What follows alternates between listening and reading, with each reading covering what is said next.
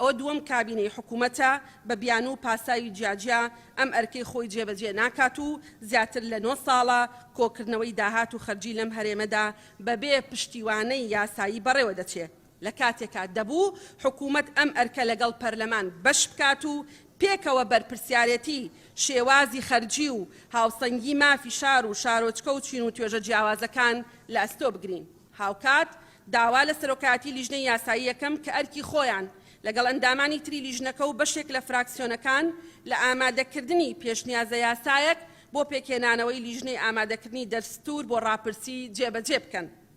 دوای ئەوەی دامەزراوەکانی هەرێم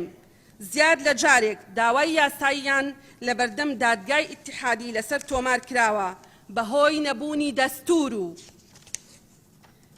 بە پاساوی نەبوونی پاڵپشتی دەستوری بۆ کاری دامەزراوەکان و هەرچەندە ڕاوێژکاران و نوێنەرانی یاسایی پەرلەمان توانیان هەردوو داواکە لە بەرژەوەندی پەرلەمان ببنەوە، بەڵام هەر مایەی جۆرێک لە ئیحراجیە کە نەیاری سیاسی هەرێم لە بەردەم دادگادا نەبوونی دەستور و کەم تەرخەمی خۆمانمان بەرامبەر بە مافێکمان بیر بخاتەوە. هەرچەندە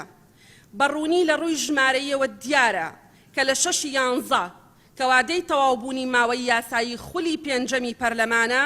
خولی شەشەم دەست بەکار نابێ و ئەمەش ئاڵنگاریەکی سیاسی و یاسایی قورس و هەستیارە و دەبێت بەرپرسیارانە مامەڵە لەگەڵ چارەسەرکردنی و دروست نەبوونی بۆشایی یاسایی دامەزراوەکان لە هەرێما بکەین بۆ ئەم مەبەستەش ئەرکی هاوبەشمان دەکەوێتە ئەستۆ.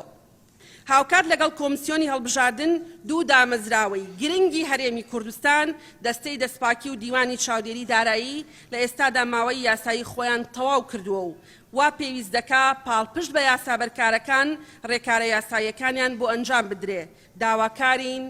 لە هێز و لایەنە سیاسیە کوردستانیەکان بە جیاوازی بیر و باوەڕ و بۆچوونی سیاسیانەوە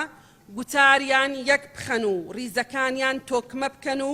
بۆ ئەوەی بە حکمت مامەڵە لەگەڵ دۆخینەوەی عێراقا بکەین و هەوڵ بدەین ڕۆڵی ئەرێنی لە کوژانەوەی ئاگری شەڕی بەرەکان و لایەنە ناکۆکەکاندا بگێڕین و هەرێمەکەشمان لە پریشتی ئەو دۆخە نەخوازراوە بپارێزین.